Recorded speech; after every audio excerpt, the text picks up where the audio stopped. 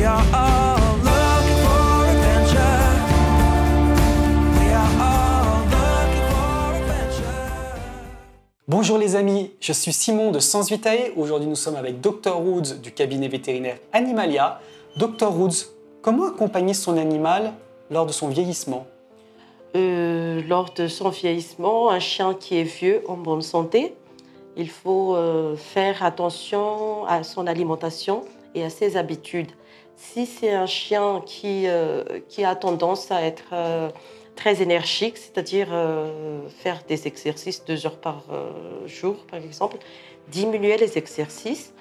Et aussi pour l'alimentation, il faut sélectionner les alimentations qui sont adaptées à un vieux chien. Ne pas donner n'importe quoi, par D'accord, exemple. il faut donner une alimentation Voilà, adaptée en fait, à l'âge de l'animal. Voilà. Et ça, la meilleure chose que vous puissiez faire pour savoir quelle alimentation lui donner, c'est de consulter votre vétérinaire. Exactement. Maintenant, parlons un petit peu des chiens. Là, tu me parles de chiens qui sont en bonne santé, donc la principale chose à laquelle il faut s'attacher, c'est son alimentation. Mais si le chien, par exemple, présente une perte de mobilité des pattes postérieures, ce qui arrive souvent, est-ce qu'il y a quelque chose qu'on peut faire? Oui, on peut accompagner le chien par hydrothérapie. Ça aide énormément au chien de pouvoir se bouger dans l'eau. Comme ça, les dégâts seront moindres. D'accord. Alors, c'est-à-dire, je l'emmène à la piscine, au lac, dans un bassin, dans la baignoire. Qu'est-ce qu'il faut Oui, faire par exemple, dans la baignoire avec de l'eau tiède. D'accord. Et là, on fait quoi alors concrètement? Je le mets dans la baignoire. On met dans le baignoire et on va essayer de le faire bouger petit à petit. Peut-être qu'il aura mal, mais on va faire petit à petit, étape par étape. Donc ça, c'est possible. La plupart des habitations ont une baignoire, alors pas toutes, évidemment. Mais pour ceux qui nous regardaient qui avaient une baignoire, eh bien, vous pouvez le mettre dans une eau tiède et puis l'accompagner comme ça. Bon, et puis si jamais vous n'avez pas le temps ou que vous n'avez pas de baignoire, vous pouvez l'emmener, bien sûr, chez votre vétérinaire, s'il est équipé, bien sûr, de matériel pour l'hydrothérapie. Exactement. Donc, et à ce moment-là, ça sera géré par des professionnels. Exactement, ce sera mieux. Ça sera mieux. Donc, il y a effectivement une chose qu'on peut faire pour gérer ces problèmes de mobilité. Ce n'est pas une fatalité, ou tout du moins, on peut alléger la souffrance de l'animal.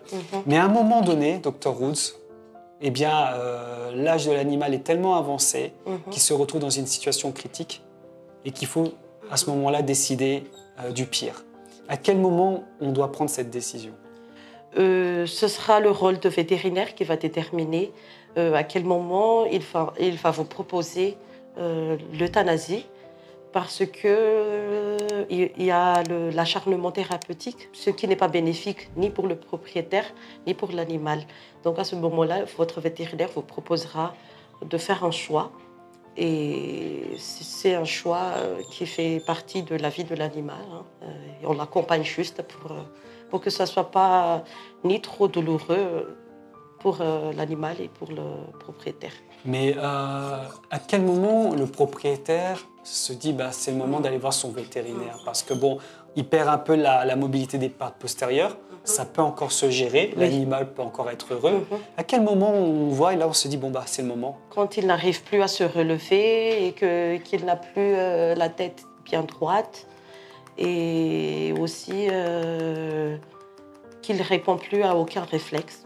D'accord, donc quand il commence tout simplement à ne plus avoir d'activité et qu'il ne peut plus du tout se mouvoir, à ce moment-là, il faut accompagner son chien pour l'accompagner dans son passage dans l'au-delà. Merci beaucoup, Dr Woods. Merci.